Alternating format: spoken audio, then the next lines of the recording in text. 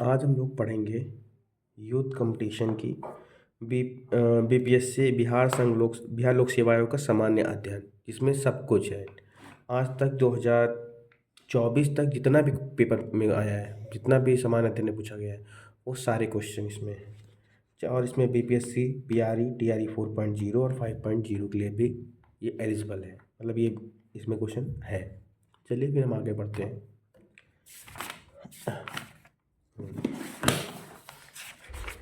पहले देख लेते हैं कैमरे में हमारा सही आ रहा है कि नहीं। चलिए, मनुष्य मनुष्य द्वारा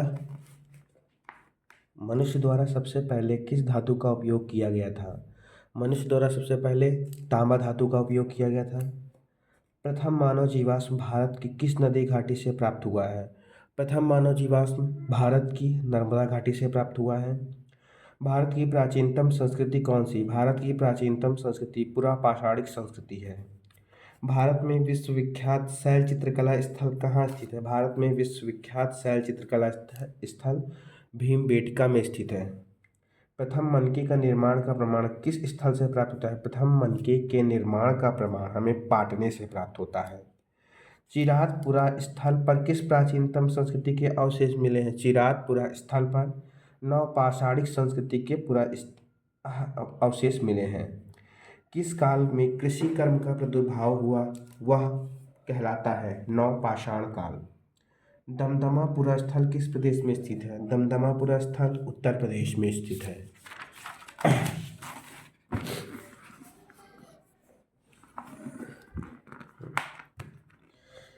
भारत में पशुपालन एवं कृषि के प्राचीनतम साक्ष्य प्राप्त हुए हैं मेहरगढ़ से।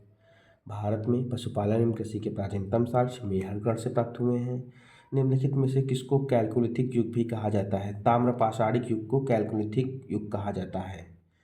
प्राचीन पुरातात्विक स्थल कालीबंगन किस राज्य में है? राजस्थान राज्य में। इस समय मोहनजोदड़ो किस देश में स्थित है? इस समय मोहनजोदड़ो पाकिस्तान में है। मोहनजोदड़ो पाकिस्तान के सिंध प्रांत के लरकाना जिले में सिंधु नदी के दाहिने तट पर स्थित है। निम्नलिखित कथनों में से कौन सा कथन सही है? हड़प्पा का उत्खनन कब हुआ? हड़प्पा का उत्खनन 1921 में हुआ। हाँ, ये सही है। वर्तमान में हड़प्पा पाकिस्तान में है, बिल्कुल सही है। हड़प्पा व्यास नदी के किनारे स्थित है, नहीं। हड़प्पा का उत्खनन आर डी बनर्जी ने किया, ये भी गलत है। तो हमारा पहला और दूसरा ऑप्शन सही है। प्राक सैंधव काल के किस पुरा स्थल से हल द्वारा जुताई के प्रमाण प्राप्त हुए हैं? वो है कालीबंगा। निम्न में से किस हड़प्पन नगर में जुते हुए खेतों के निशान मिले हैं? वो है कालीबंगा। हड़प्पीय संस्कृति सैंधव संस्कृति के उपकरण किस धातु से निर्मित हैं? तांबा / कांसा से संबंधित हैं। आईआईटी खड़गपुर के अध्ययन दल की रिपोर्ट के अनुसार लगातार कितने वर्षों तक न के बराबर वर्षा का होना सिंधु घाटी सभ्यता के पतन का रहा? लगभग 900 वर्षों तक। सिंधु घाटी सभ्यता की सबसे महत्वपूर्ण विशेषता क्या है? पकी ईंट से बनी इमारत सिंधु घाटी सभ्यता की सबसे बड़ी विशेषता है। सिंधु घाटी सभ्यता की प्रकृति कैसी है? सिंधु घाटी सभ्यता की प्रकृति नगरी है। निम्न में से किस हड़प्पाकालीन स्थल से हल का टेराकोटा प्राप्त हुआ है? वह है बनावली। क्या है? बनावली। निम्न में से हड़प्पा और मोहनजोदड़ो के उत्खनन से संबंधित नहीं थे। हड़प्पा और मोहनजोदड़ो के उत्खनन से वीए स्मिथ संबंधित नहीं थे। निम्न में से कौन एक हड़प्पा का बंदरगाह है? लोथल हड़प्पा का एक बंदरगाह है और यह लोथल नामक पुरस्थल गुजरात के अहमदाबाद जिले में भोगवा नदी के किनारे पर सरकवाला गांव से 2 किलोमीटर उत्तर में स्थित है। इसकी खोज SR राव ने 1995 ईस्वी में की। सिंधु घाटी सभ्यता संबंधित पुरातात्विक स्थल लोथल किस नदी के किनारे बसे हैं? सिंधु घाटी सभ्यता में भोगवा नदी के किनारे बसे हुए हैं। हड़प्पा में एक उन्नत जल प्रबंधन प्रणाली से का पता चलता है? किससे? धौलीवीरा से। हड़प्पा में मिट्टी के बर्तनों पर सामान्यतः किस रंग का उपयोग किया गया है? हड़प्पा में मिट्टी के बर्तनों पर सामान्यतः लाल रंग का प्रयोग किया गया है। सिंधु सभ्यता निम्नलिखित में से किस युग के अंतर्गत आती है? सिंधु सभ्यता आद्य ऐतिहासिक युग के अंतर्गत आती है। निम्नलिखित में से किस देश के साथ हड़प्पनों का व्यापारिक संबंध था? मेसोपोटामिया के साथ। शहरी सिंधु घाटी के लोग कैसे थे? शाकाहारी, मांसाहारी, शाकाहारी और मांसाहारी दोनों, गाय का मांस नहीं खाने वाले। सिंधु घाटी सभ्यता के दोनों लोग शाकाहारी और मांसाहारी दोनों थे। चन्हुदड़ो हड़प्पा संस्कृति से संबंधित एक स्थल है जो स्थित है सिंध में। ठीक है, चन्हुदड़ो वर्तमान में पाकिस्तान के सिंध प्रांत में स्थित है। यह सिंधु नदी के बाएं तट पर स्थित है। इसका उत्खनन 1934 ईस्वी में किया गया था। और किसने किया था? NG मजूमदार ने किया था। चन्हुदड़ो से हमें क्या क्या प्राप्त हुआ है? मनके बनाने का कारखाना, कांस्य गाड़ी, वक्राकार ईंटें, लिपस्टिक, बिल्ली का एक पीछा करते हुए कुत्ते का साक्ष्य। चन्हुदड़ो एकमात्र ऐसा स्थल है जहाँ से मिट्टी की पकी हुई पाइप नुमा नालियों का प्रयोग किया गया है। अब पुरुषार्थ क्या होते हैं? पुरुषार्थ 4 प्रकार के होते हैं। कौन कौन से? धर्म, अर्थ, काम, मोक्ष। क्या कौन के? धर्म, अर्थ, काम, मोक्ष। प्राचीनतम वेद कौन सा है? ऋग्वेद है। वेद कितने भी होते हैं? वेद भी 4 होते हैं, ऋग्वेद, यजुर्वेद, सामवेद और अथर्ववेद। गायत्री मंत्र किस पुस्तक से लिया गया? सबसे पहले हमारा सबसे पुराना वेद है ऋग्वेद। इसमें मंत्रों का उच्चारण होता था तो ऋग्वेद से लिया गया है। ऋग्वेद में यज्ञ हेतु कितने प्रकार के पुरोहित ऋत्विज का वर्णन मिलता है? 7 प्रकार की, जिन्हें क्या कहता है? अर्धव्यू, होत्र, ब्रह्म, आग्नित, पोत, नेंटा, प्रशास्ता। वेद कितने प्रकार के होते हैं? 4 प्रकार के, जो हमने बताए, ऋग्वेद, यजुर्वेद, सामवेद, अथर्ववेद। त्रयी का अर्थ क्या होता है? त्रयी का अर्थ होता है 3 वेद, मतलब ऋग्वेद, यजुर्वेद और सामवेद। निम्नलिखित में से कौन सी नदी सप्त सैंधव में समाविष्ट नहीं थी? सप्त सैंधव में समाविष्ट कौन सी नदी नहीं थी? इनमें से कई सी नदियां हैं, जैसे ऋग्वैदिक काल के सप्त सैंधव नदियों में साबरमती नहीं शामिल थी। कौन सी? साबरमती, ये नहीं थी। उसके अतिरिक्त ऋग्वैदिक काल की प्रमुख नदियों में सिंधु, सतलज, रावी, व्यास, चिनाब तथा सरस्वती आदि थी। प्रसिद्ध 10 राजाओं का युद्ध परुशरणी रावी नदी के तट पर लड़ा गया था। प्रसिद्ध 10 राजाओं का युद्ध किस नदी के तट पर लड़ा गया? अभी बताया गया, परुशरणी नदी के किनारे। ठीक है। ऋग्वेद संहिता का 9वां मंडल पूर्णतः किसको समर्पित है? ऋग्वेद का 9वां मंडल सोम और इस पेय पर नामांकित देवता को समर्पित है। विश्व का सबसे प्राचीनतम ग्रंथ ऋग्वेद है। इसमें 10 मंडल, 10 28 सूक्त और 10,580 मंत्र हैं। इसका 9वां मंडल सोम और इस पर पेय नामांकित देवता है। बोगच कोई का महत्व क्या है? वहाँ जो अभिलेख प्राप्त हुए हैं उनमें वैदिक देवी एवं देवताओं का वर्णन मिलता है। किस काल में अछूत की अवधारणा स्पष्ट रूप से दिखाई गई है? धर्मशास्त्रों में अछूतों की स्पष्ट दिखाई गई है। निम्नलिखित एक वेद धार्मिक अनुष्ठान से संबंधित है, वो कौन सा है? यजुर्वेद। यजुर्वेद क्या था? एक कर्मकांडी वेद था। इसमें विविध यज्ञों से संबंधित अनुष्ठान विधियों का उल्लेख मिलता है। 40 अध्याय हैं। निम्नलिखित में से कौन वैदिक देवता नहीं थे? कार्तिकेय, क्योंकि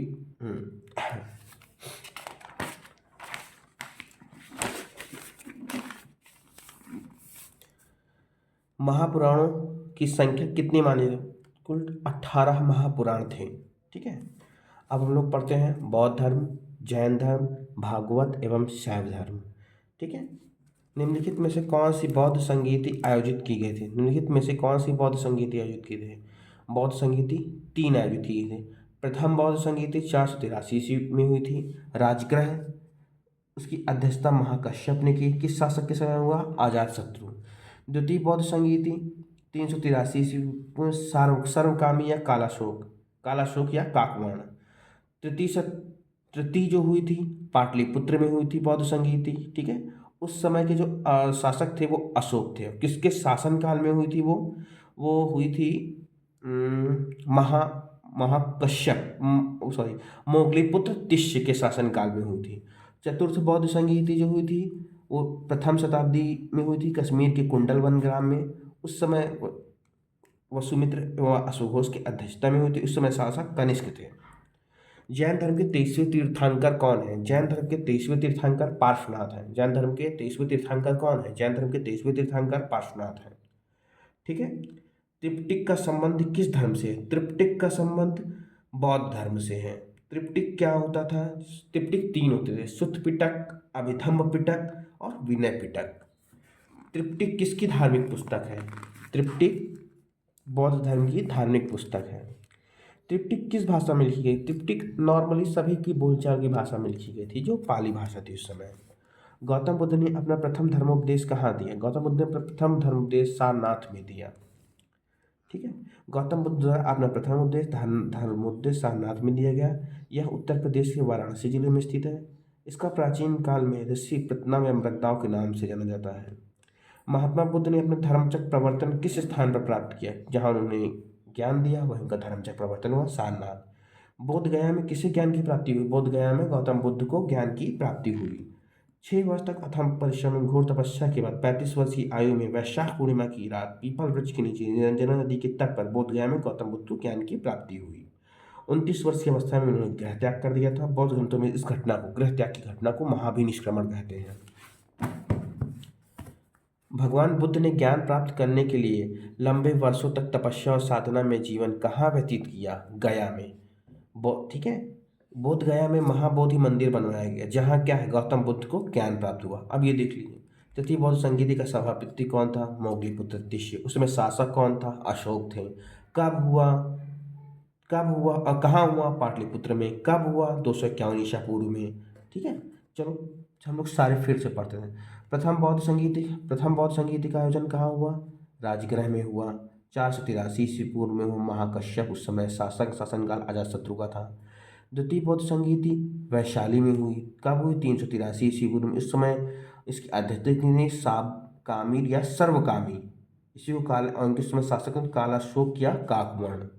तृतीय बौद्ध संगीति पाटलिपुत्र में 251 ईसा पूर्व में हुई। इस समय शासक मोगलीपुत्र तिष्य थे और वो अध्यक्षता मोगलीपुत्र तिष्य ने की, शासक अशोक थे। चतुर्थ बौद्ध संगीति कश्मीर के कुंडलवन ग्राम में हुई, प्रथम शताब्दी में हुई। उस समय इसकी अध्यक्षता वसुमित्र ने की थी, शासन उस समय कनिष्क था। तृतीय बौद्ध संगीति कहाँ आयोजित की गई? तृतीय बौद्ध संगीति पाटलिपुत्र में आयोजित की गई। कब आयोजित की गई? 251 ईसा पूर्व में। उस समय इसकी अध्यक्षता किसने की? मोगलीपुत्र तिष्य ने की। कौन शासक था? अशोक शासक था। कहाँ की गई थी? पाटलिपुत्र में। प्रथम बौद्ध महासभा कहाँ आयोजित की गई? प्रथम बौद्ध महासभा राजगृह, हमने बताया। ठीक है, प्रथम बौद्ध 483 ईसा पूर्व में राजगृह। अध्यक्षता महाकश्यप ने की, उस समय शासक अजातशत्रु थे। इनमें से किस शासक ने चतुर्थ बौद्ध संगीति कश्मीर में आयोजित की? वो कनिष्क थे। ठीक है, चतुर्थ बौद्ध संगीति किसके द्वारा से बुलाई गई थी? चतुर्थ बौद्ध संगीति कनिष्क के द्वारा बुलाई गई थी। भगवान बुद्ध के महापरिनिर्वाण के बाद पहली बौद्ध संगीति कहाँ हुई? राजगृह। ठीक है, अगला, तृतीय बौद्ध सभा किस स्थान पर बुलाई गई? पाटलिपुत्र। तो उस समय शासक कौन थे? अशोक थे। अध्यक्षता किसने की? मोगलीपुत्र तिष्य ने की। कब की बुलाया गया? 251 ईसा पूर्व में। ठीक है, प्रथम बौद्ध परिषद को बुलाया गया कब? प्रथम बौद्ध परिषद को कब बुलाया गया? अभी मैंने बताया 483 ईसा पूर्व में। ठीक है, इस राजगृह में बुलाया गया। उसकी अध्यक्षता महाकश्यप ने की। उसमें शासक किसका था? अजातशत्रु का था। चतुर्थ बौद्ध संगीति का आयोजन किसके शासनकाल में? कनिष्क के। महात्मा बुद्ध ने कहाँ महापरिनिर्वाण प्राप्त किया? कुशीनिवर। महापरिनिर्वाण का मतलब क्या होता है? अब उनका अंत कहाँ पे हुआ? निर्वाण। ठीक है, महात्मा बुद्ध की मृत्यु 483 ईसा पूर्व में मल्लों की राजधानी कुशीनगर में हुई। ठीक है, इन्होंने 80 वर्ष की अवस्था में प्राण त्याग दिए। इनकी मृत्यु को बौद्ध ग्रंथों में महापरिनिर्वाण कहा जाता है। महात्मा बुद्ध को ज्ञान की प्राप्ति बोध गया में पीपल वृक्ष के नीचे प्राप्त हुई। सारनाथ में उन्होंने दिया है। इस घटना को धर्मचक्र प्रवर्तन भी कहते हैं। क्या? जो उन्होंने महात्मा बुद्ध को ज्ञान की प्राप्ति बोध गया में पीपल वृक्ष के नीचे हुआ। महात्मा बुद्ध ने प्रथम उपदेश सारनाथ में दिया। उनका उपदेश जो दिया गया वही धर्मचक्र प्रवर्तन है।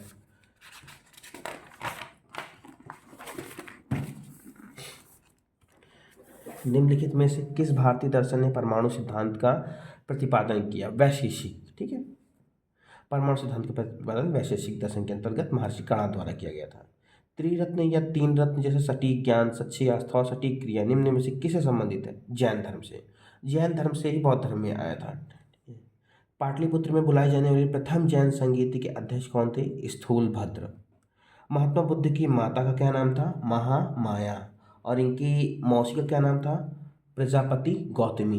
इनका जन्म होने के बाद ही महात्मा बुद्ध का जन्म 563 ईसा पूर्व में कपिल वस्तु के समीप लुम्बिनी नामक स्थान पर हुआ। वहीं पर ये अशोक का एक अभिलेख है, रोमिनदेई अभिलेख, उसी से ज्ञात होता है। उनकी माता का नाम महामाया था, जो कोली गणराज की कन्या थी। उनके पिता शुद्धोधन कपिल वस्तु के साठ गढ़ के प्रधान थे। गौतम बुद्ध के बचपन का नाम सिद्धार्थ था। बौद्ध संघ की प्रथम महिला अनुयायी प्रजापति गौतमी और दूसरी आम्रपाली नामक गणिका थी। मतलब पहली उन्होंने उनकी जो अनुयायी बनी, पहली इनकी इनकी जो मौसी थी प्रजापति गौतमी, ठीक है, और दूसरी आम्रपाली नामक गणिका थी। बुद्ध ईश्वर के अस्तित्व को नहीं मानते थे। बुद्ध गृह त्याग करने के बाद उनके गुरु कौन थे? अलर कलाम और रुद्रक पुत्र के आश्रम में शिक्षा प्राप्त करने के लिए गए थे। भरहुत और अमरावती बौद्ध धर्म के प्रसिद्ध केंद्र हैं। गौतम बुद्ध का जन्म कहाँ पर हुआ? अभी आप लोगों ने पूछा। गौतम बुद्ध का जन्म लुम्बिनी में हुआ। कहाँ पे हुआ? लुम्बिनी में। हाँ, भरूच एवं अमरावती प्रसिद्ध केंद्र कहाँ के हैं? बौद्ध धर्म के। वे शिक्षक जिन्होंने बुद्ध के महाभिनिष्क्रमण गृह त्याग के बाद सबसे पहले ज्ञान प्राप्ति का प्रयास किया, वो कौन थे? उन्होंने इससे पहले ज्ञान प्राप्त कर दिया। अलार कलाम और रुद्रक रामपुत्र।